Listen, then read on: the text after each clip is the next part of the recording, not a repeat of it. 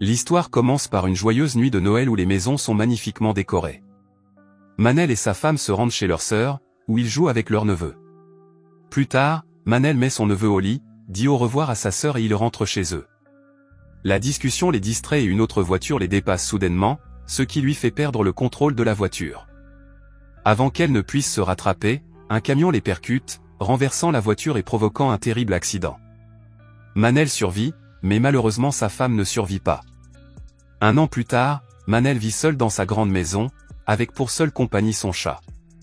Une nouvelle arrive concernant un dangereux virus qui se propage dans tout le pays, entraînant la fermeture des frontières pour éviter sa propagation. Le virus rend les gens extrêmement violents, comme des zombies, attaquant les autres. Ignorant tous les avertissements de sécurité, ils se dirigent vers la ville. Les rues sont étrangement calmes et des panneaux effrayants indiquent « Bienvenue au début de la fin ». Manel se rend à la mer pour vendre un bateau acheté par sa femme décédée. Sur le chemin du retour, il s'arrête dans un magasin et le trouve en plein chaos. Les gens achètent désespérément des provisions, alors que les journaux télévisés conseillent de ne se procurer que l'essentiel. Une fois rentré chez lui, Manel appelle sa sœur Bélène. Celle-ci lui apprend que son mari étant dans l'armée, ils ont été transférés sur une île pour être à l'abri du virus. La femme presse Manel de venir avec eux car ils auront un endroit sûr où rester. Malgré son hésitation, Manel accepte finalement de les rejoindre. Le lendemain matin, Manel se rend à l'aéroport avec son chat, rejoignant ainsi de nombreuses autres personnes dans des voitures qui tentent de rejoindre l'île. En écoutant les nouvelles sur l'autoradio, il découvre qu'une nouvelle version du virus est apparue au cours de la nuit, se propageant désormais par les coupures et le sang infecté. Arrivé à l'aéroport, il rejoint une longue file de voyageurs inquiets qui attendent d'acheter des billets. Soudain, une annonce est faite, le vol pour l'île est annulé. La panique gagne la foule, qui se demande comment elle va pouvoir se mettre à l'abri. Alors que Manel attend nerveusement à l'aéroport, sa sœur Bélène l'appelle. Elle lui annonce qu'en raison de la nouvelle variante du virus, l'aéroport est fermé et que tous les vols sont annulés.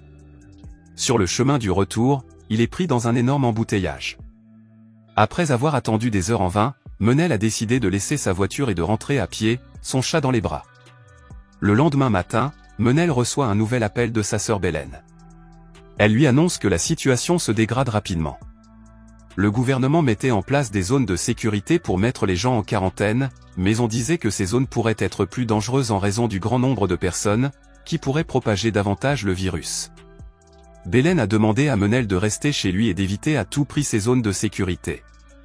Elle lui a promis qu'il viendrait le chercher lorsque la situation s'améliorerait. Ensuite, Manel a regardé les informations, qui confirmaient la fermeture des frontières, et son téléphone était rempli de vidéos montrant la terrifiante propagation du virus. Manel s'est ensuite précipité au magasin pour se ravitailler, mais il l'a trouvé presque vide, avec des gens affolés qui s'emparaient des derniers articles restants. En sortant, Manel a vu quelque chose de terrifiant, un homme infecté attaquant un officier de police. Manel saisit un bâton et court aider l'agent, mais l'infecté se tourne vers lui et le charge. Juste à temps, le policier a tiré sur l'infecté et l'a tué. Lorsque Manel a essayé d'aider l'agent, ce dernier, maintenant infecté par une blessure, a averti Manel de rester à l'écart pour éviter de propager le virus. Après le départ de Manel, l'agent, ne voulant pas risquer de blesser d'autres personnes, s'est suicidé. Manel rentre chez lui, profondément troublé par ce qui s'est passé. Il a immédiatement commencé à sécuriser sa maison, en ajoutant des serrures supplémentaires et en renforçant les portes avec des tiges pour s'assurer que personne ne puisse entrer. Ce soir-là, l'armée est arrivée dans le quartier de Manel avec un bus pour emmener les gens dans une zone sûre.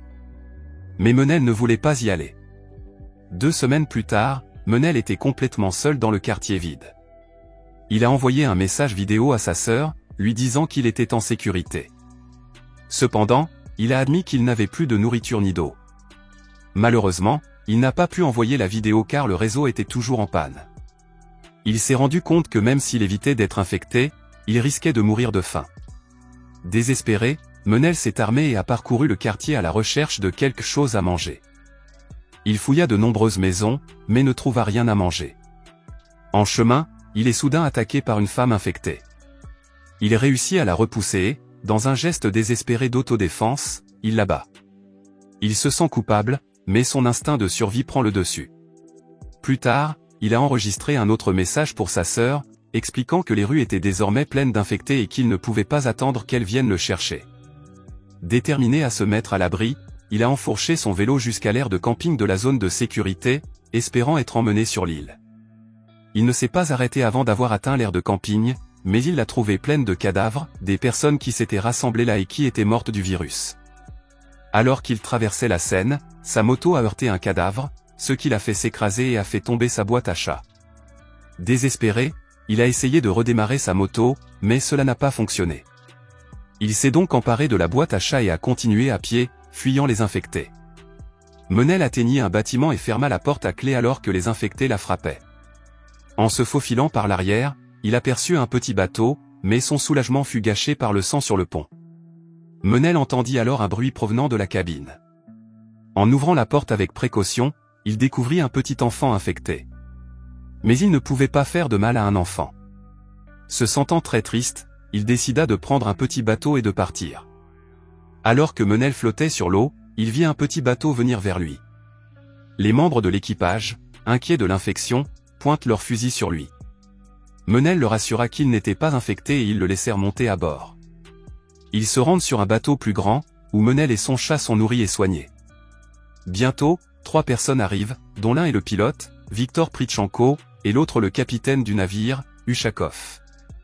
Il lui pose quelques questions, puis Viktor offre à Menel une cabine pour se reposer. Intrigué, Menel demande s'il est le seul survivant qu'ils ont trouvé. Le pilote acquiesce, confirmant que Menel est bien le premier. Après s'être installé dans sa cabine, Menel regarde par la fenêtre et aperçoit une famille qui s'approche du navire, semblant vouloir l'aider. Le lendemain matin, il rencontre les autres personnes qui se trouvent sur le navire depuis un certain temps. Intrigué par la famille qu'il a vue, Menel demande à Viktor où elle se trouve, mais ce dernier lui répond qu'il n'a vu personne. Il s'adresse à nouveau à Viktor en insistant sur le fait que la famille qu'il a vue la nuit dernière a dû être emmenée à la cave. Viktor, agacé, dit à Menel de ne pas s'en mêler. Les soupçons de Menel grandissent et il décide de s'enfuir seul. La nuit, il se rend à la cave et trouve la famille ligotée et bâillonnée. Il les libère rapidement et il s'interroge avec anxiété sur la disparition d'une femme et d'un enfant. Menel leur répondit qu'il ne savait pas où ils se trouvaient. Soudain, l'un des hommes d'Ushakov se présente avec une arme pointée sur Menel. Au moment où les choses se gâtent, Viktor arrive et abat l'homme. Après cette fuite difficile, Menel et Viktor sont partis dans un petit bateau, mais les hommes d'Ushakov les ont vus et ont commencé à tirer. Lorsqu'ils atteignent le rivage, Menel emmène rapidement Viktor à l'hôpital, espérant trouver un hélicoptère sur le toit pour leur prochaine évasion. À l'intérieur, ils découvrent une scène de destruction totale, plus d'infirmières ni de médecins, juste du sang partout. Alors qu'il rassemblait des fournitures, un homme infecté l'a attaqué, mais Menel a tiré et tué l'attaquant, survivant de justesse. Le bruit des coups de feu a attiré un groupe d'infectés, et Menel a dû s'enfuir pour sauver sa vie. Alors qu'il pensait ne pas pouvoir s'échapper, une infirmière nommée Lucia est arrivée et l'a conduit dans une zone sûre que les infectés n'avaient pas encore atteinte. Dans cette zone sûre se trouvait une religieuse nommée Cecilia et 3 enfants. Lucia a rapidement emmené Viktor dans une autre pièce pour retirer la balle. Après un long moment, Lucia revient et annonce à Menel que l'opération a réussi et que Viktor va se rétablir. Menel, soulagé mais toujours inquiet, dit que Viktor est pilote. En entendant les paroles de Lucia, Menel est découragé lorsqu'il apprend qu'il y a des hélicoptères disponibles, mais qu'ils sont entourés de personnes infectées. Menel se rend sur le toit de l'hôpital et réfléchit au moyen le plus sûr d'atteindre l'hélicoptère. Soudain, son téléphone bourdonne de nombreux messages, le réseau est rétabli. Il vérifie rapidement et voit un message vidéo de Belen, qui dit joyeusement qu'ils ont atteint l'île et qu'ils s'amusent. Au moment où Menel s'apprête à répondre, il entend des coups de feu. Ushakov et ses hommes sont arrivés, à la recherche de l'hélicoptère. Menel descend en courant et prévient tout le monde que les hommes de main sont à l'hôpital. Déterminé, Menel commence à avancer dans la foule désinfectée. Soudain, l'un d'entre eux attaqua Cecilia et le mordit. Menel tue rapidement l'agresseur, mais Cecilia est infectée. Il dit à Lucia de protéger les enfants et à Cecilia de rester en arrière pour arrêter les infectés. Alors qu'ils se déplacent, ils aperçoivent tous les zombies à l'extérieur. En les voyant, Menel élabore un plan, il attache des cages ensemble et s'en sert comme bouclier pour traverser la cour. Ils avancent prudemment à l'intérieur de ce bouclier protecteur, mais un pneu se coince.